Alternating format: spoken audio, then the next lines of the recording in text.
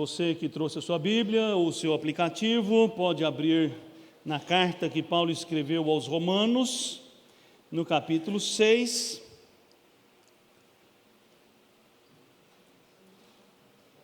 Carta de Paulo aos Romanos, capítulo 6. Nós vamos ler do verso 15 até o verso 18. Estamos aproveitando esse período de férias, ainda não temos uma série de mensagens que vai ser iniciada em breve, que os irmãos vão ser informados, e estamos trazendo algumas mensagens a respeito da chegada do ano novo. E semana passada nós falamos sobre como ter um ano melhor, e hoje eu quero pensar em como esse ano pode trazer algum progresso para a nossa vida. Afinal de contas, todos nós queremos progredir, todos nós queremos melhorar em algum aspecto, em algum sentido na nossa vida, e é sobre isso que nós vamos meditar a partir desse texto, onde o apóstolo Paulo escreveu assim: E daí? Havemos de pecar porque não estamos debaixo da lei e sim da graça? De modo nenhum. Não sabeis que daquele a quem vos ofereceis como servos para a obediência, desse mesmo a quem obedeceis sois servos, seja do pecado para a morte ou da obediência para a justiça? Mas graças a Deus, porque outrora, escravos do pecado, contudo, viestes a obedecer de coração à forma de doutrina a que fostes entregues, e uma vez libertados do pecado, fostes feitos servos da justiça. Amém? Curva sua cabeça e vamos orar mais uma vez. Meu Deus, nós lemos a sua palavra, ela é a verdade, ela é viva, ela é eficaz, ela é poderosa para penetrar em nós e para expor o que há em nós, e é o que eu te peço, que o Senhor faça isso hoje, na minha vida, na vida dos meus irmãos, e pela exposição da palavra do Senhor, e pela exposição do nosso coração diante do Senhor, nós sejamos abençoados, transformados, e possamos ter um ano de progresso, em nome de Jesus, amém. E por falar em progresso, irmãos, eu começo citando uma parte de um livro que deveria ser leitura obrigatória de todo cristão, um livro do C.S. Lewis, esse autor tão querido, tão famoso e que a gente já citou aqui tantas vezes, um livro dele que se chama Cristianismo Puro e Simples. Então, se você não leu ainda, recomendo a leitura, vale a pena ler esse livro. Num determinado ponto do livro, ele diz assim: todos nós desejamos o progresso, mas progresso significa chegar mais perto do lugar em que se gostaria de estar. E se você estiver virado na esquina errada, então ir para frente não o fará chegar nem um pouco mais perto. Se você estiver na estrada errada, progredir significará dar meia volta e retomar a estrada certa. E nesse caso, o homem que voltar mais rápido será o mais progressista. Ser teimoso ou recusar-se a admitir um erro não significa nenhum avanço. Acredito que se você olhar para o estado atual deste mundo, ficará bem claro que a humanidade tem cometido alguns grandes erros. Para ninguém pensar que ele está falando genericamente, aí ele usa um pronome correto aqui, ou um verbo conjugado assim: encontramo-nos na estrada errada. Nós estamos na estrada errada. E sendo assim, temos que voltar. Voltar atrás é o caminho mais rápido para o avanço. Ser progressista, então, não é necessariamente sempre ir em frente, porque você pode estar decidido a ir em frente, mas se estiver andando na estrada errada, você vai para cada vez mais longe de onde você deveria estar. E se você olha para você mesmo e descobre que está na estrada errada, a primeira atitude tem que ser dar meia volta, como disse C.S. Lewis, voltar atrás e tomar a estrada certa. Eu tenho certeza que todos nós aqui queremos seguir em frente. Mas para seguir em frente, talvez seja muito bom nós fazermos aquilo que o C.S. Lewis aqui está recomendando. Olhar se nós estamos na estrada certa. Para isso eu preciso fazer uma análise muito franca, muito sincera, muito transparente da minha vida. Mas eu reconheço que fazer análises francas e sinceras de nós mesmos não é tarefa fácil, nem confortável. Por quê? Porque muitas vezes o que nós vamos encontrar quando nós nos analisarmos será algo que nós não gostaríamos de encontrar. Muitas vezes nós vamos ter que enfrentar a realidade de que muitos sofrimentos que passamos são apenas o resultado das escolhas erradas que nós fizemos. Muitas vezes nós vamos descobrir nessa autoanálise sincera e honesta que o problema não está lá fora, o problema está aqui dentro, e o problema sou eu mesmo. Porque muitas vezes eu erro, e parece que a nossa fertilidade mental não tem limites para as maneiras que a gente inventa para errar, ou seja, a gente erra de muitos modos. É melhor analisar os outros, mas eu não quero que você analise os outros hoje, eu quero que você analise a si mesmo. Eu quero que você pense se você está andando na estrada correta.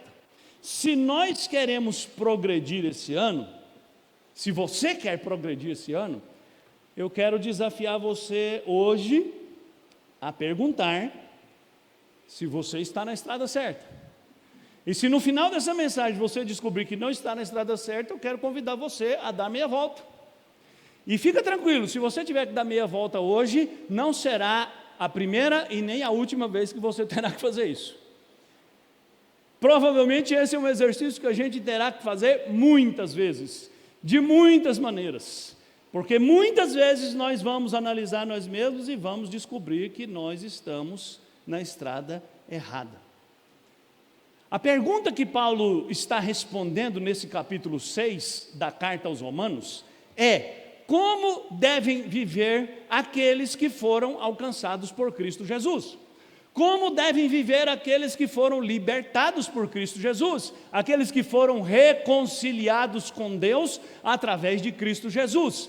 O apóstolo Paulo estava falando no capítulo 5 de como Deus fez uma obra extraordinária, nos libertando, nos reconciliando, nos perdoando. A pergunta que vem em seguida, no começo do capítulo 6, é uma pergunta que geralmente as pessoas fazem, se não conscientemente, inconscientemente. Olha, se Deus nos libertou e fez uma obra tão maravilhosa em nós, como é que nós devemos viver? Então quer dizer que, já que os nossos pecados foram perdoados, nós vamos permanecer na mesma vida, para que o perdão seja cada vez maior, porque o raciocínio talvez de uma mente assim, que não esteja muito bem intencionada, possa ser assim: bom, então quanto mais eu pecar, maior o perdão, maior a graça, então vou de cabeça, porque aí a graça de Deus vai ser uma coisa maravilhosa. Paulo diz: de maneira nenhuma.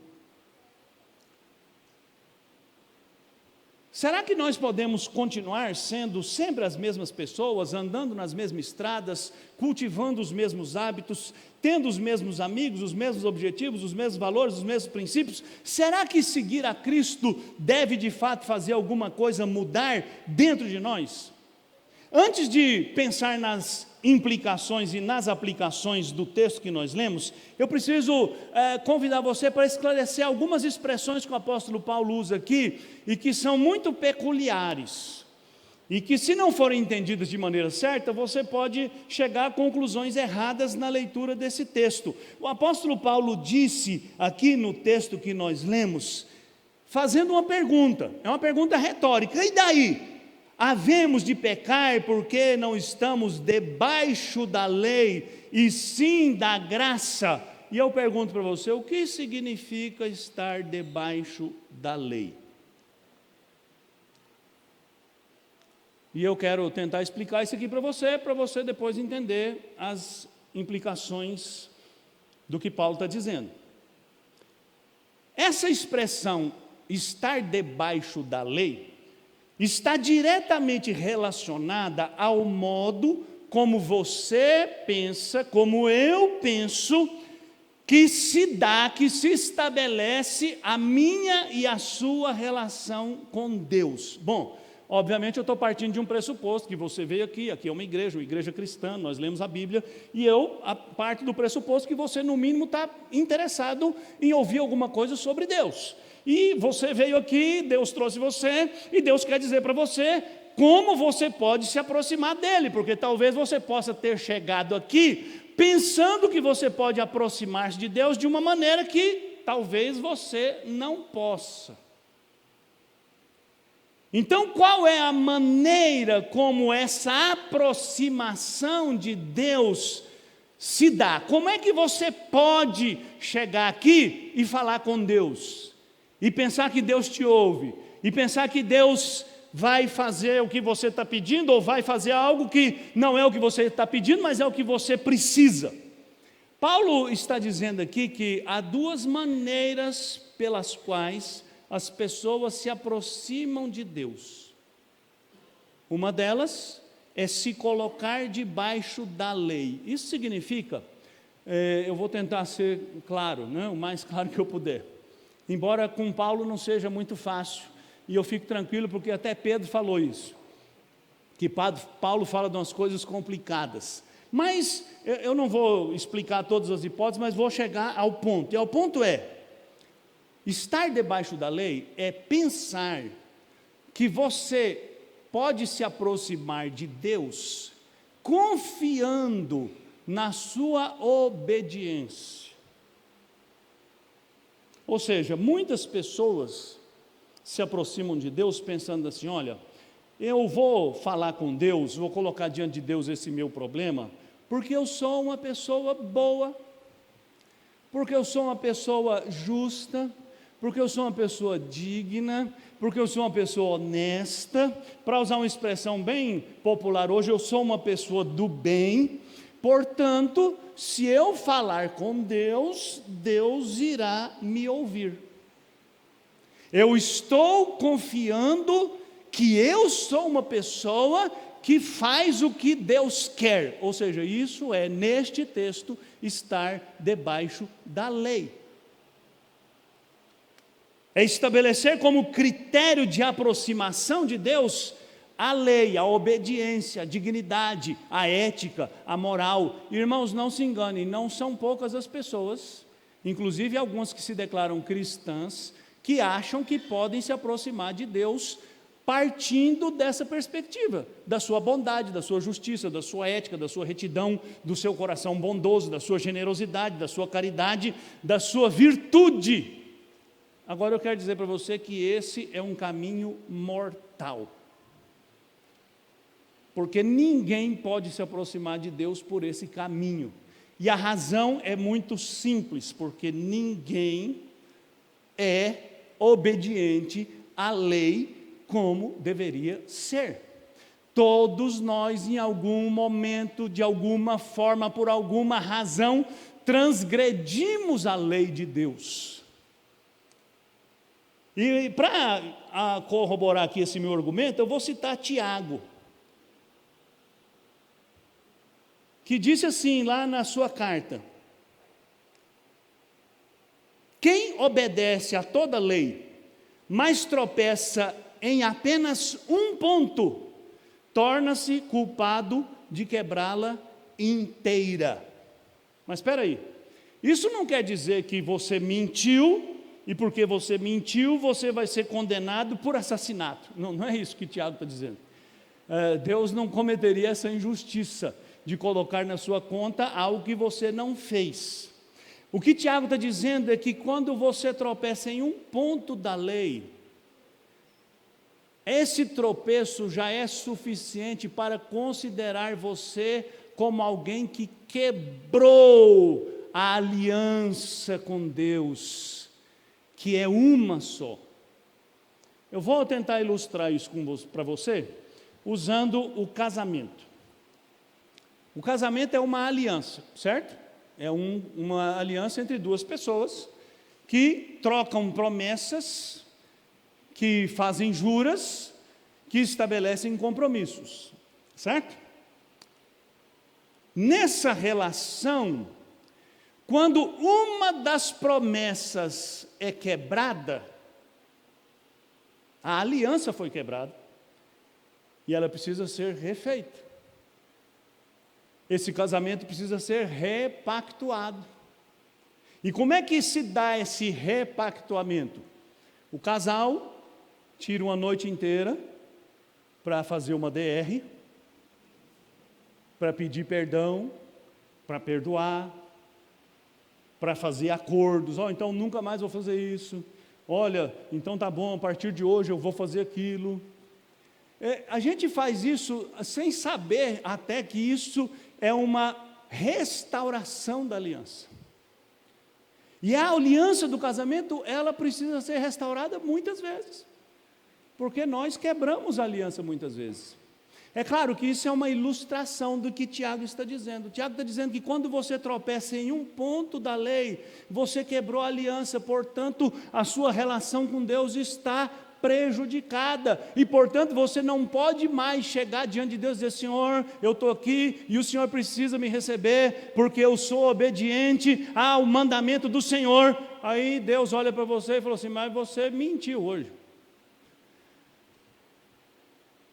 Mas você desejou mal do seu próximo hoje, você falou mal de alguém hoje, você tem mágoa no seu coração, você não perdoou. Você não pode falar comigo. Nosso relacionamento está quebrado.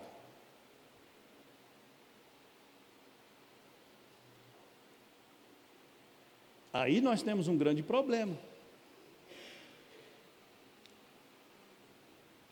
Qual é o pagamento de quem quebra a lei de Deus? Nesse mesmo texto o apóstolo Paulo diz: o salário do pecado é a morte. Bom, se eu não posso me aproximar de Deus confiando na lei, na minha justiça, eu posso me aproximar de Deus confiando na graça. A graça é a alternativa. E o que é estar debaixo da graça? Estar debaixo da graça é crer que você pode se aproximar de Deus, porque Deus enviou um Salvador para ficar debaixo da lei no seu lugar. Eu sei que isso é muito complexo, mas eu preciso que você entenda isso. Lá em Gálatas capítulo 4, versículo 4, Paulo escreveu assim, que no tempo certo Deus enviou o seu Filho Jesus Cristo, que nasceu sob a lei, ou seja, Jesus nasceu com o dever de obedecer. E quando Jesus obedeceu toda a lei, ele conquistou o direito de dar a vida para os seus discípulos, as ovelhas que Deus tinha dado a ele. Então hoje, você pode cantar, você pode orar, você pode até fazer uma oferta financeira para Deus, não confiando em suas virtudes, não confiando em seus méritos, não confiando em sua obediência, mas confiando na obra de Jesus Cristo, porque Ele é a graça de Deus materializada no seu ministério, na sua morte e na sua ressurreição. Então, estar debaixo da graça é estar confiante na justiça de Cristo. Por isso é que somente aqueles que creem em Cristo podem se aproximar de Deus, podem falar com Deus, podem confiar no cuidado de Deus. Então você só pode estar nesses dois lugares: ou você está sob a lei, ou você está sob a graça. Ou você está confiando que Deus vai receber você porque você é muito bom, e você, fazendo uma autoanálise sincera, vai descobrir que o seu barco está furado, e que ele está afundando, e ele vai afundar rapidamente, porque todos nós, sem exceção que estamos aqui nessa sala, e alguém que esteja nos assistindo pela internet, pecou hoje. Ou por palavra, ou por ação, ou por pensamento, ou por omissão. E o pior, todos nós pecaremos amanhã também. E depois de amanhã também.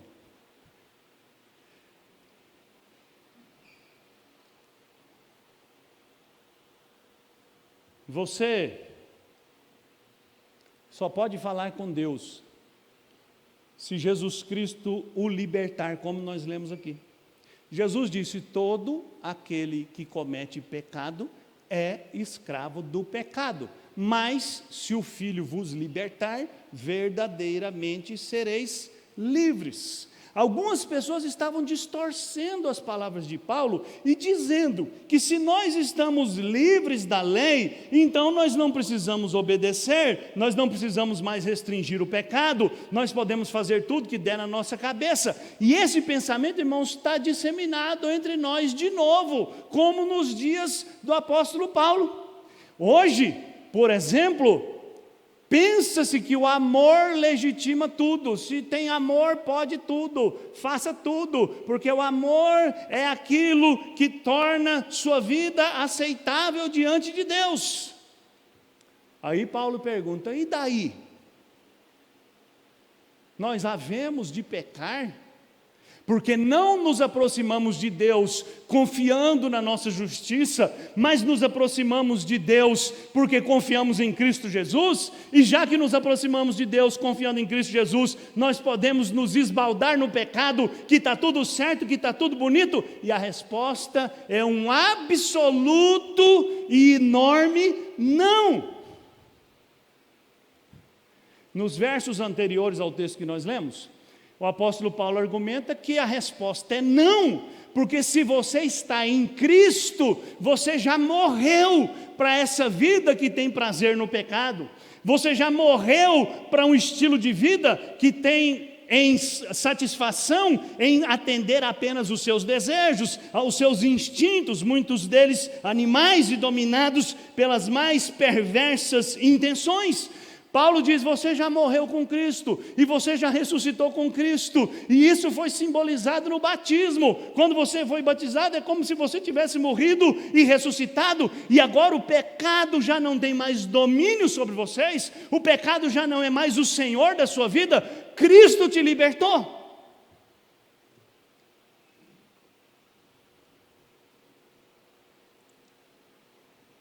Daqui a pouco eu chego no texto. Mas eu preciso acrescentar um outro dado importante. Embora nenhum de nós deva pensar que pode se aproximar de Deus confiando na sua justiça, mas em Cristo, nenhum de nós pode esquecer que somos responsáveis pelas escolhas que nós fazemos.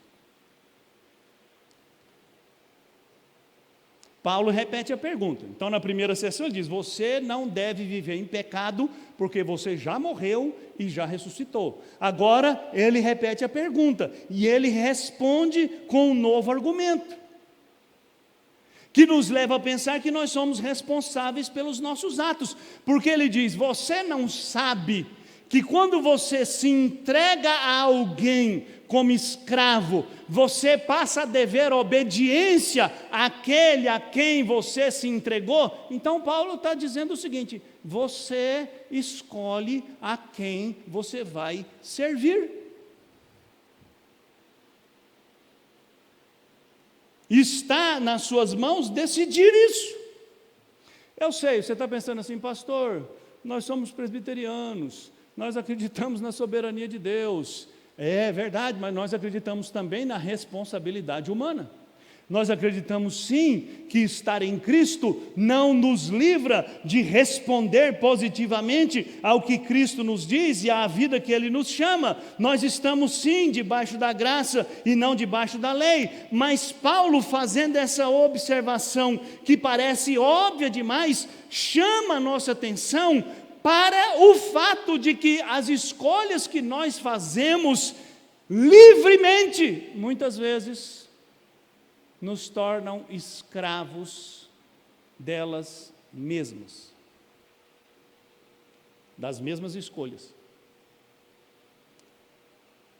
Eu sei que quando a gente fala quando Paulo fala que quando alguém decide a quem se entregar como escravo, para nós isso parece uma ideia muito estranha, porque o que tem na nossa cabeça de escravidão é apenas o que foi feito nas Américas com os africanos, que foi uma crueldade, não vem ao caso. Mas a gente pensa em escravidão assim, escravidão é pegar uma pessoa, caçar uma pessoa como animal, trazê-lo e vendê-lo. Tudo bem, esse foi o tipo de escravidão que foi feito aqui nas Américas.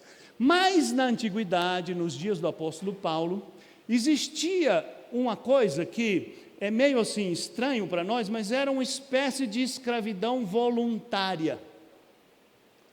Como é que alguém podia se voluntariar como escravo? Por exemplo, uma pessoa que tinha uma dívida impagável com alguém. Ele podia se oferecer, olha, eu vou ser o seu escravo até quitar a minha dívida. Ou alguém que não tinha condição de sustentar a sua família. Então ele procurava um proprietário de terras e dizia, eu ofereço a mim, a minha esposa e os meus filhos como escravos para trabalhar nessa fazenda e para nós termos um teto e para nós termos comida.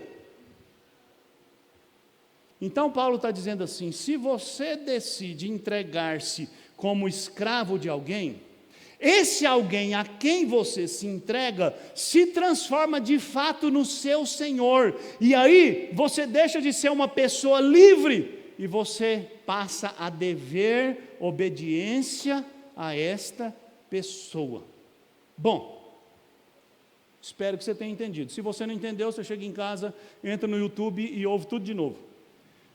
Diante disso tudo, com esses conceitos em mente, que você só pode se aproximar de Deus por causa de Jesus Cristo, mas que ao mesmo tempo você diariamente faz escolhas que podem te tornar escravo dessas mesmas escolhas que você faz, eu volto para a pergunta que eu fiz lá atrás, como é que você pode progredir? E aí eu relembro a você a citação que eu fiz do C.S. Lewis. Você lá atrás escolheu um caminho para seguir, certo? Eu estou seguindo esse caminho aqui, eu acho que esse caminho é o melhor, é o caminho certo. Hoje eu quero que você pense se esse caminho é o certo. E se você descobrir que esse caminho é errado, eu quero convidar você a dar meia volta. E procurar um outro caminho. E por que você vai fazer isso? Você vai fazer isso por 3 razões que eu vou listar aqui. Primeira razão, porque você só tem 2 opções na vida. Ou você está servindo ao pecado e está caminhando para a morte, ou você está seguindo a obediência e está caminhando para a vida. Aquilo ou aquela pessoa a quem você se dedica é que é o seu Senhor de fato.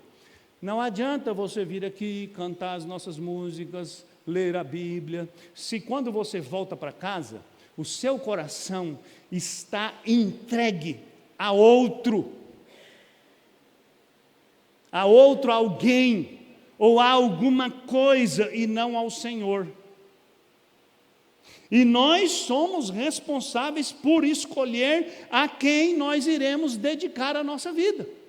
E existe um erro muito perigoso que domina a mente de muitas pessoas, que é pensar que existe uma posição de neutralidade. Hoje de manhã eu falei um pouquinho sobre isso, quando eu contei a historinha do muro. Muita gente vive em cima do muro e acha que quem está em cima do muro está neutro. Mas aquela fábula, é uma fábula que eu contei hoje, que o muro pertence ao diabo, apenas ilustra o ensino que Jesus Cristo mesmo disse. Quem não está comigo, está contra mim. Jesus não disse, olha, quem não está comigo, precisa tomar uma decisão e hoje saber de que lado você vai ficar. Não, Jesus disse, quem não está comigo, está contra mim. Quem não está juntando, está espalhando. Ou você está vivendo a liberdade cristã, que consiste em viver de maneira que agrade ao Senhor, ou você está vivendo contra o Senhor e obedecendo o pecado.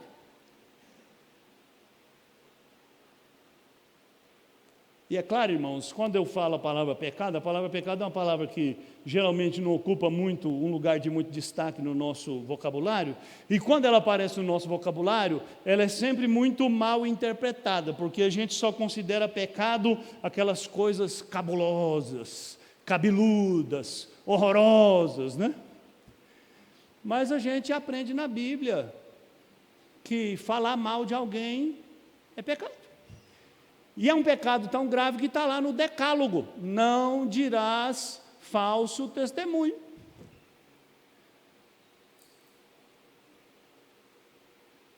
A gente descobre, lendo a Bíblia, que odiar alguém é ser um assassino. A gente descobre na Bíblia que até as nossas orações são impedidas quando existe mágoas e relações quebradas na nossa vida. Então o apóstolo Paulo está dizendo para nós aqui nesse texto, irmãos, e agora? Deus fez uma obra tão maravilhosa em nós, o que nós vamos fazer? Nós vamos continuar pecando porque nós não estamos debaixo da lei, sim debaixo da graça? Ou você não sabe que você se torna escravo daquele a quem você consagra a sua vida? Ou você não sabe que quando você dedica a sua vida a algo ou a alguém, aquilo a que você se dedica se assenhora de você e domina você e controla você e dirige você? E Paulo lembra aos romanos, lá no versículo 21 de Romanos 6 mesmo, que enquanto aqueles irmãos viveram sob o jugo do pecado, Paulo diz, vocês só colheram coisas que trouxeram vergonha para vocês, porque aquilo que o pecado produz em nós, conduz à morte, à ruína, à destruição. Então, se você quer ter progresso esse ano, você precisa entender, hoje aqui nesse lugar, que todas as decisões que você toma, de alguma maneira, controlam a sua vida. E você precisa entender que você toma decisões todo dia, e que não tomar decisão é tomar uma decisão contra Cristo. Não seguir a Cristo é assumir a posição de não ter nada com Ele. Então eu vou te dar aqui 3 orientações sobre como você pode fazer essa análise. Primeira delas, pare e pense quanto você tem dedicado a aprender sobre a vida que Deus quer que você viva. Entendeu? Então, como é que você vai saber quem é que está controlando a sua vida? A primeira maneira de você avaliar isso é perguntar a você mesmo, parar e pensar: Falei que a gente precisa examinar a nossa vida, certo? Quanto do seu tempo, quanto do seu esforço, quanto da sua mente está ocupada em aprender, em conhecer a vida que Deus quer que você viva? E aí eu pergunto para você, como é que você pode agradar a Deus se você nem sabe o que Deus quer? Seria mais ou menos como se você fosse começar um trabalho novo amanhã e você chegasse numa empresa gigantesca e batesse o seu ponto, nem sei se tem esse negócio mais, né? Batesse o seu ponto e você entrasse na empresa e alguém dissesse para você, se vira. Primeira pergunta, se vira onde? Se vira para fazer o quê? Se vira como? Ora, para você saber o que fazer, alguém precisa te ensinar. E Deus nos ensinou através da sua palavra.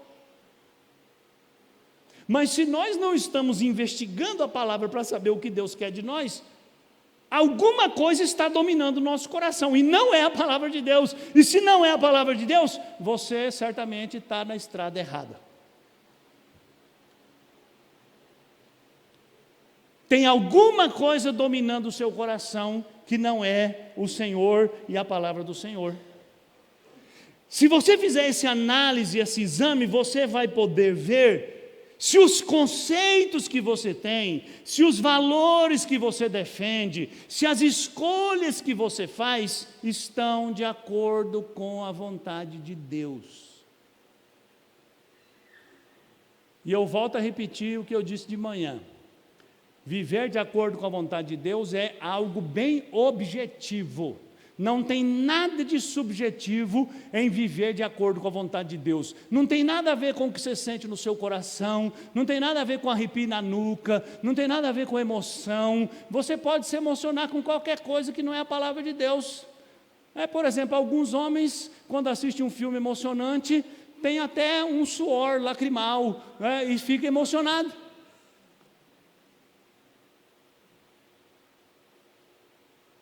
Viver de acordo com a vontade de Deus é viver de acordo com a palavra. Segundo, pare e pense em como você usou os seus dons espirituais, os seus talentos e as suas habilidades para cumprir a missão que Deus deu a você como um discípulo de Jesus Cristo. Essa é uma análise bem simples. Pensa aí. 2019, Deus me deu dons. Eu quero dizer aqui, abrir um parênteses, não existe o dom, aliás, não existe crente sem dom. Todo crente recebeu um dom, que é uma habilidade de fazer alguma coisa, e não existe o dom de observador, certo? Não existe esse dom. Deus me deu o dom de analisar. Eu sou o comentarista da igreja. Vocês sabem como eu tenho apreço por essa profissão de comentarista esportivo, né? A profissão mais inútil que existe no universo. Já falei várias vezes aqui. Então não existe o dom de observador, de comentarista, de analista, de consultor. Eu sou consultor para assuntos eclesiásticos. Não, os dons espirituais são ferramentas de trabalho. Além dos dons, você tem talentos. Talentos são aquelas habilidades inatas. Por exemplo, tem gente que tem talento para tocar, tem gente que tem talento para cantar. Isso não é dom espiritual, viu? Então, desculpa desfazer suas esperanças. Música, canto, trabalho manual, isso não é dom espiritual, mas isso é outro assunto. E além dos talentos naturais, você tem habilidades que você adquiriu no curso da sua vida. Coisas que você foi treinado para fazer. Todos esses três elementos, dons que são dados por Deus, talentos que são habilidades inatas e habilidades que são aprendidas, devem ser usadas para cumprir a missão. Então o exame que eu estou convidando você a fazer é o seguinte: como você em 2019 usou suas habilidades, seus talentos e seus dons para cumprir a missão de Deus, que Deus confiou a você. Ah, pastor, eu vim no culto todo domingo. Não vale. Culto não é para você fazer isso. Culto é para você ouvir o que Deus quer que você faça. Agora, se você ouve o que Deus quer que você faça e você volta para casa e não faz, você se torna pior do que você estava semana passada. Ah, pastor, eu orei também. Não vale. A oração é simplesmente a respiração espiritual. Se você não orar, você está morto. Assim como você está morto se você não respira. Eu estou falando de serviço. Eu estou falando de frutificar. Eu estou falando de agir. Eu estou falando de pôr a mão na massa. Como você pôs a mão na massa o ano passado? Para fazer o que Deus quer e não o que você quer. Eu sei que você pôs a mão na massa para fazer tudo o que você quis. Terceiro, pare e pense em como aqueles princípios que você aprendeu na palavra de Deus estão sendo praticados em todas as esferas da sua vida. Em outras palavras, você vem aqui ou em casa, você estuda a Bíblia e você aprende. Eu tenho um colega que ele tem uma expressão muito curiosa, ele disse uma vez, eu guardei isso na minha cabeça. Ele falou assim: se os crentes praticassem tudo que sabe, criava asa e saía voando. A pergunta então é: tudo que você aprendeu fez você se tornar um marido melhor, uma esposa melhor, um empregado melhor, um patrão melhor, fez você usar suas palavras de maneira melhor para abençoar, como a Bíblia diz que nós devemos fazer, para transmitir graça? Como você está praticando o ensino da palavra de Deus na sua família, com seus amigos, com seus colegas de trabalho? Essa análise, irmão, vai permitir que você avalie a sua vida, se ela é marcada pela obediência para a justiça ou é pelo pecado para a morte.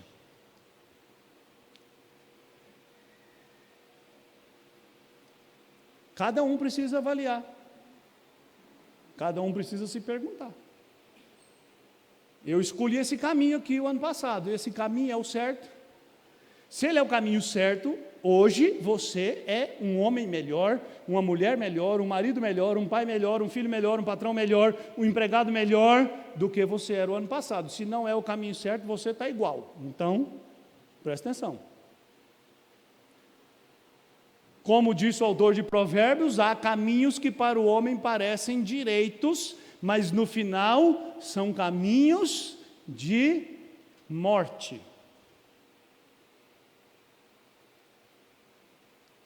Se o caminho que você escolheu fez você ser um servo e usar seus dons, talentos e habilidades de tal maneira que o nome de Jesus se tornou mais conhecido e honrado, o caminho está certo. Se não, o caminho está errado.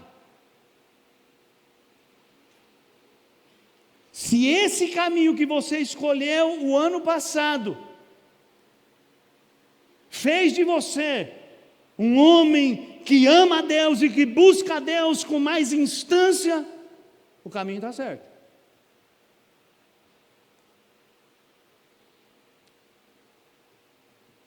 Eu vou terminar citando o lema da vida de Calvino, que é um lema muito bonito que eu sugiro que você pense nele. Cor meum tibi offero Domini prompti et sinceri.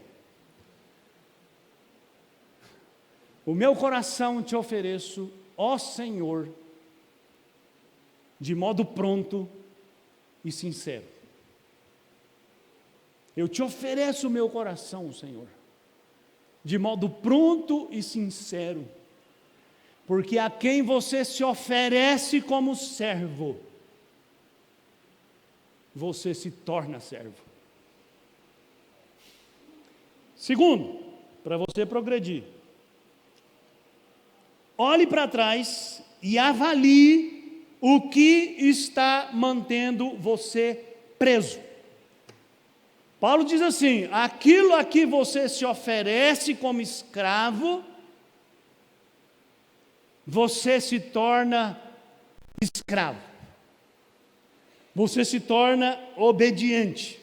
Muitas vezes nós estamos presos, nossa vida não progride, nossa vida espiritual não progride, nosso casamento não progride, nossa relação com os filhos não progride, porque nós estamos dedicando nossas vidas a um Senhor errado. E nesse ponto eu louvo a Deus de não deixar nossa vida progredir, porque, voltando para C.S. Lewis, se você está no caminho errado e continua no caminho errado, cada vez você vai se encontrar mais longe, e quanto mais longe você estiver, mais difícil será voltar.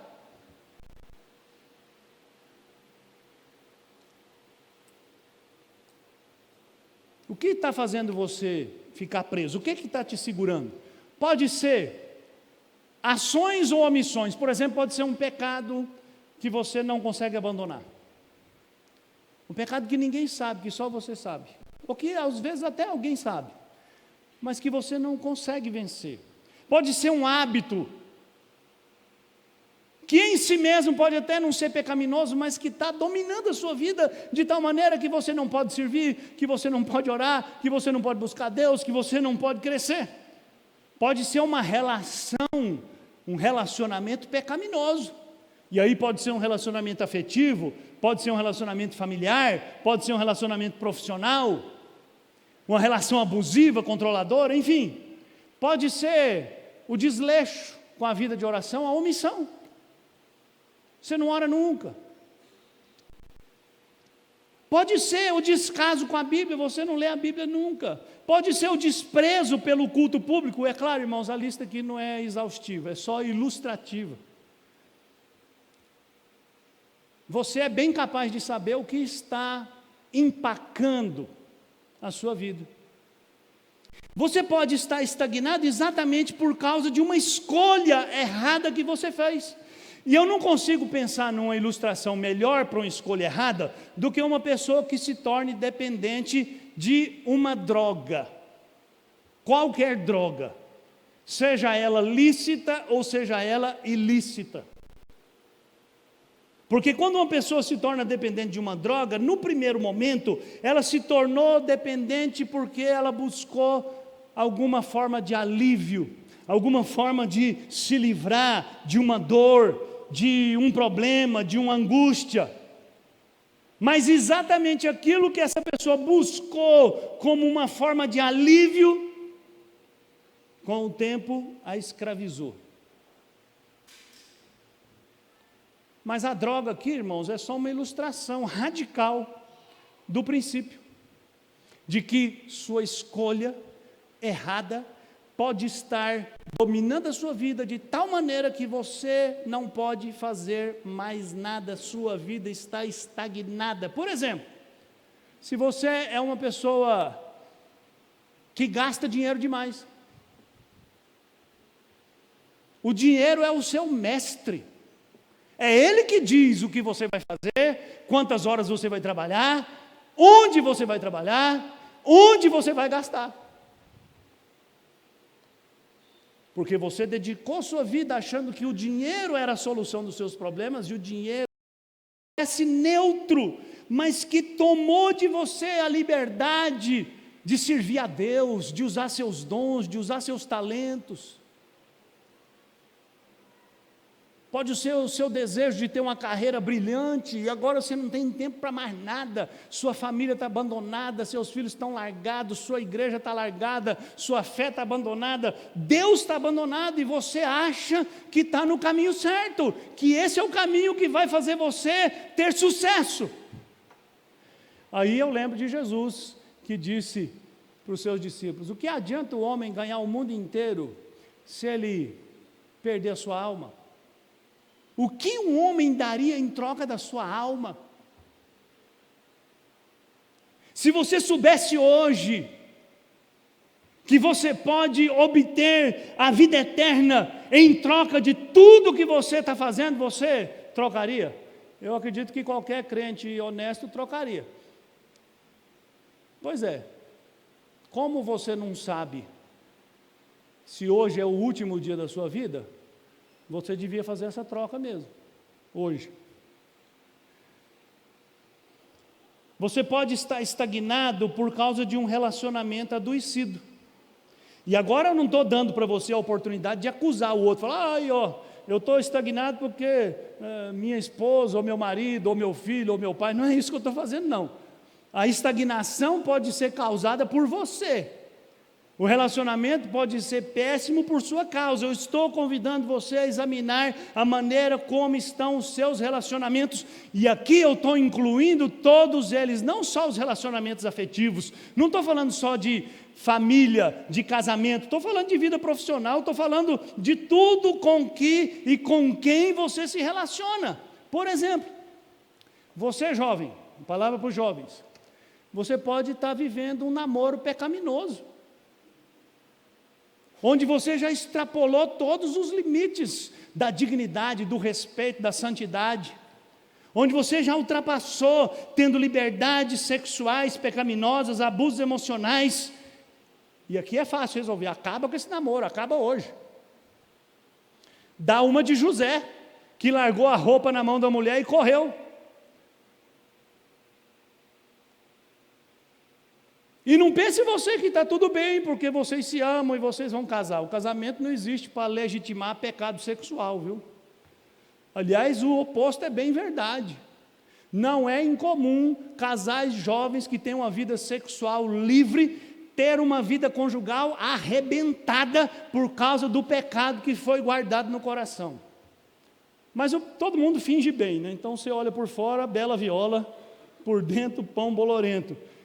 Você pai, você mãe, você filho, pode estar mantendo um relacionamento pecaminoso dentro de casa, desobediência, desrespeito, descaso, abandono emocional. Filhos, uma palavra para os filhos. Os filhos estão abandonando os seus pais, de todas as maneiras, e isso é pecado. A Bíblia diz, honra o teu pai e tua mãe.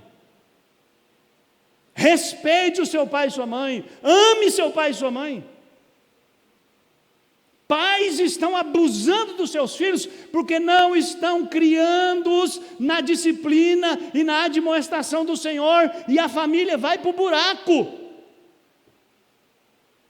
Porque os pais estão criando os seus filhos na Disney, no Beto Carreiro, no shopping, no tablet, no celular, e nunca oram com eles, nunca oram por eles, nunca ensinam a eles a Bíblia. Isso é uma relação abusiva de um pai cristão que está construindo a ruína do seu filho. E aí a gente pode extrapolar.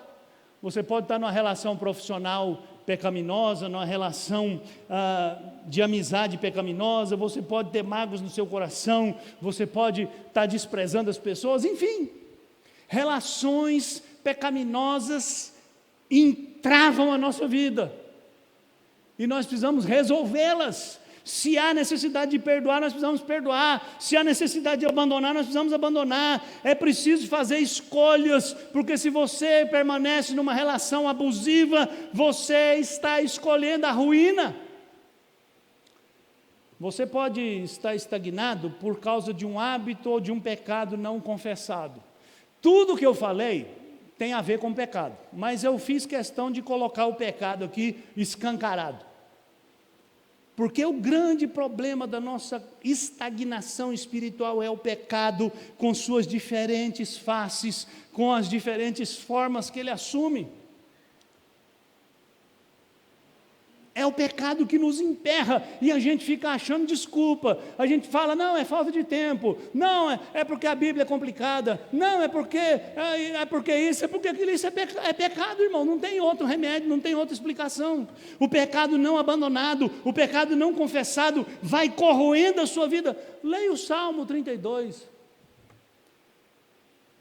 Davi diz, enquanto eu calei o meu pecado, envelheceram os meus ossos, e eu gemia o dia inteiro, porque a sua mão pesava dia e noite sobre mim, e o meu vigor secou, eu sequei, eu murchei, eu mirrei. Sabe, irmãos, não tem jeito. Nós servimos a um Deus santo. Ele é um Deus santo, mas Ele é um Deus misericordioso. Ele não está pedindo para você fazer alguma coisa que você não possa. Ele está dizendo que você, meu filho, confesse o seu pecado. Confie em mim e eu vou te fortalecer.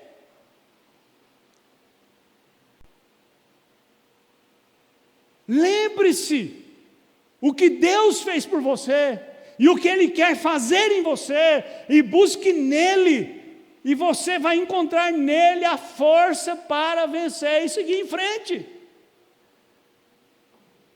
Mas você precisa, de fato, de todo o coração, com todas as suas forças, com toda a determinação da sua alma, olhar para trás, olhar para a sua vida e perguntar: o que é que está me mantendo preso? Por que que eu não avanço? Por que que tudo para mim, espiritualmente falando, e até em outras áreas da vida, é tão difícil? Eu tenho certeza, irmãos, que se você fizer essa análise sincera, você vai encontrar muitas respostas. E na força que o Senhor dá, você vai encontrar o caminho para seguir. O problema é que a gente esquece quem a gente é. Por isso eu vou terminar com a citação de um fato bem curioso. Eduardo VIII foi rei da Inglaterra. Foi o menor tempo que um descendente do trono da Inglaterra ocupou. 326 dias. Por quê? Porque Eduardo VIII não gostava do protocolo da casa real, não gostava de todos aqueles deveres, mas o pior de tudo é que ele estava apaixonado por uma atriz de Hollywood que já era divorciada, que estava se divorciando do segundo marido, e ele publicamente pediu essa mulher em casamento. Isso foi um escândalo na corte. Mas Eduardo VIII preferiu abandonar o trono, abdicar do trono, para poder viver o seu romance. E ele se casou com aquela atriz em Paris. Isso não vem ao caso. Depois que ele abandonou o trono, ele fez uma série de entrevistas e ele deu vários depoimentos. E alguém falou: escuta, como é que foi a educação que você recebeu? Seu pai era severo, o pai dele era o rei George V, e ele diz: meu pai era muito severo, e meu pai tinha um jeito muito duro de me corrigir, que me doía por dentro, porque quando eu fazia alguma coisa errada, meu pai chegava em mim e dizia em tom bem sereno: meu filho, meu querido garoto, você precisa se lembrar de quem você é. Só isso. Quando eu li isso, eu fiquei pensando assim: se lembrar-se de que é filho do rei da Inglaterra deve fazer um homem temer as escolhas erradas que faz, quanto mais alguém que é filho do Deus Altíssimo deveria pensar seriamente sobre o que está fazendo da sua vida. Então, quero dizer para você, que é um discípulo de Jesus Cristo, meu querido irmão, lembre-se de quem você é. Terceiro, desvencilhe-se do que está mantendo sua vida presa. No versículo 17, Paulo escreveu assim: mas graças a Deus, porque outrora, no passado, vocês eram escravos do pecado, contudo, viestes a obedecer de coração a forma de doutrina a que fostes entregues. Vou traduzir isso aqui no coloquial. Outrora vocês eram escravos, mas agora vocês receberam o Evangelho, vocês abraçaram o Evangelho e vocês vivem pelo Evangelho, e uma vez libertos do pecado, vocês foram feitos servos da justiça. Que bênção, querido, nós não somos mais escravos do pecado. Nós lemos que Jesus disse: se o Filho vos libertar, verdadeiramente sereis livres. Nós lemos que Paulo escreveu que Jesus Cristo pegou o escrito de dívida, cravou na cruz e cancelou todas as nossas dívidas. E se nós aprendemos que podemos estar estagnados porque fazemos escolhas erradas, o que nos resta fazer? Nos resta fazer nos desvencilharmos, nos livrarmos daquilo que está nos mantendo estagnados. É isso que Paulo está dizendo. Outrora vocês eram escravos, mas agora vocês são livres, e agora vocês são servos da justiça. Vocês podem viver conforme a vontade de Deus. Obedecer de coração é viver conforme a vontade de Deus. Nós não podemos, irmãos, nos contentar mais com meras palavras. Nós não podemos nos contentar em saber, em descrever, em definir a nossa fé, quem é Jesus, o que é o céu, como é que quem vai para lá, como que vai. Não, nós precisamos viver o Evangelho de Jesus Cristo. Nós precisamos viver de acordo com a justiça, com a vontade revelada de Deus na sua palavra. A vida de Jesus em nós precisa nos transformar. Se nós somos libertos do pecado, nós temos que viver essa liberdade. E o se aqui não é condicional, não, o se aqui é conclusivo. Uma vez que você foi liberto do pecado, viva essa liberdade. Isso significa deixar tudo que te prende, deixar tudo que te amarra, deixar hábitos pecaminosos, deixar aquelas atitudes escravizantes, substituí-los por aquilo que vai tornar você um discípulo de Jesus melhor, um homem melhor, um servo melhor, usar melhor o seu tempo, usar mais o tempo para orar, para ler a Bíblia, estar mais presente na igreja, aprender o que Deus diz. Irmãos, nós não podemos crescer se nós não investirmos. Você sabe disso. Lá na sua profissão, você sabe que hoje o mercado profissional é predatório. Se você cochilar, você perde o seu emprego e tem 200 pessoas melhores do que você esperando você tropeçar. O que você faz? Vai dormir? Não. Você faz MBA, você faz pós-graduação, você faz mestrado, você faz doutorado, você faz curso online, curso pela internet, você estuda, você lê, você se atualiza, você pesquisa, porque você não quer ser engolido. Aí espiritualmente, a gente vive num mundo caído, você liga a televisão e você não precisa nem sair de casa para o inferno entrar na sua casa, de promiscuidade, de violência, de injustiça, de coisas odiosas. Aí, para manter a sua integridade física, emocional e espiritual, sabe o que você faz? Dorme domingo até 11 horas da manhã, porque ninguém é de ferro. E escola dominical 9h30 da manhã é programa de índio.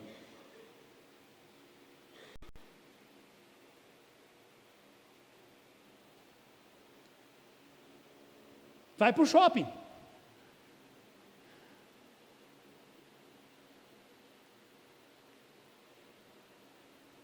Levanta cedo e dá aquela desculpa clássica.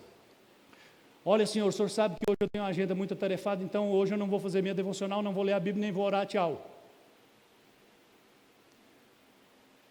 E você vai sendo arrastado.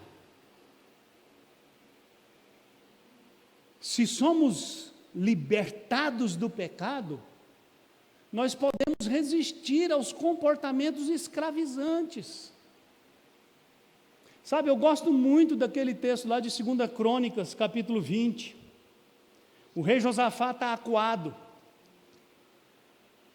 A guerra chegou em Jerusalém. Você sabe onde fica o vale de Josafá? O vale de Josafá fica na beira do muro de Jerusalém. Josafá está sitiado em Jerusalém. 3 exércitos inimigos se aliaram. Os moabitas, os amonitas e os meunitas. E disseram, nós vamos esmagar Israel. Aí, Josué ora.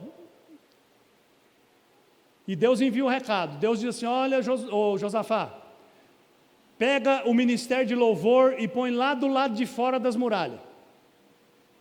O exército está ali, inimigo. E vocês vão louvar. E eu vou vencer. Aí Josafá faz uma oração lindíssima. E no versículo 12 ele diz assim: Senhor, em nós não há forças para resistir, mas os nossos olhos estão postos em Ti. E você sabe a história, Josafá venceu sem dar nenhum tiro, aliás, sem nem cortar ninguém com a espada.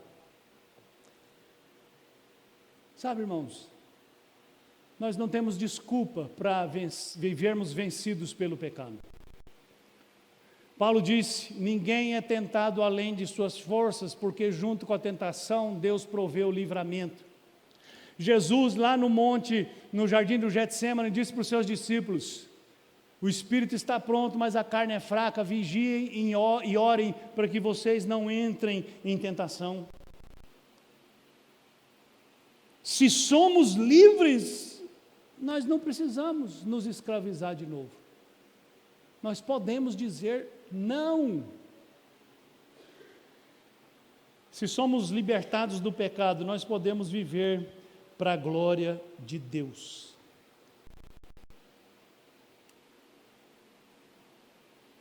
E viver para a glória de Deus é lembrar quem nós somos, e lembrar que o Senhor nos chamou para ser sal da terra e luz do mundo. Viver para a glória de Deus é você levantar cedo e perguntar assim: como hoje eu posso mostrar a luz de Cristo?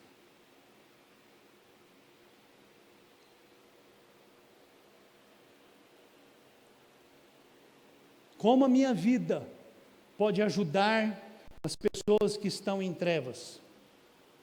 E sabe, irmãos, está tão fácil fazer isso hoje, as pessoas estão tão desesperadas.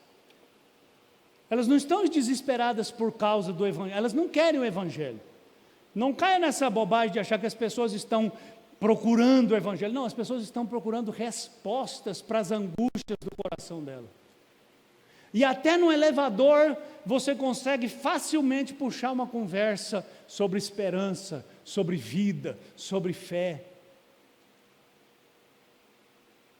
Mas a gente prefere falar de banalidades. Mas você e eu deveríamos perguntar: como eu posso viver para a glória de Deus? Você pode viver livre, porque Cristo te libertou. E aí eu termino com um dito popular, para ilustrar isso aqui, que você conhece bem: macaco velho não coloca a mão em cumbuca. Conhece esse ditado? Macaco enfia a mão na cumbuca porque lá dentro tem uma fruta, e ele fecha a mão, e ele fica preso, porque a mão fechada não sai na boca da cumbuca. Esse ditado popular diz assim: você que conhece a verdade não tem por que cometer os mesmos erros de sempre. Terminando. Se você quer progredir esse ano, você precisa avaliar a sua vida, olhar se a estrada que você escolheu é a estrada certa, fazer isso com honestidade, com franqueza. E se você estiver na estrada errada, você precisa ter a coragem e a humildade de dar um passo atrás. E eu quero terminar dizendo 3 coisas. Primeiro, não se deixe intimidar pelo tamanho do desafio. Viver a vida cristã não é fácil. Se você acha que é fácil, não se engane. Mas Deus é poderoso. Segundo, busque a Deus antes de tudo, orando, lendo a Bíblia, participando da comunhão da igreja. Não tem oração forte para você crescer. Crescer é um exercício, uma disciplina diária. Terceiro, creia no poder de Deus, que em Cristo te libertou e pelo poder pelo qual você pode viver uma nova realidade. Que Deus nos dê a graça de viver assim. Vamos orar. Ó Deus Todo-Poderoso, eu te louvo pela palavra do Senhor e pela verdade que ela é, e peço que o Senhor a aplique ao nosso coração. Em nome de Jesus, amém.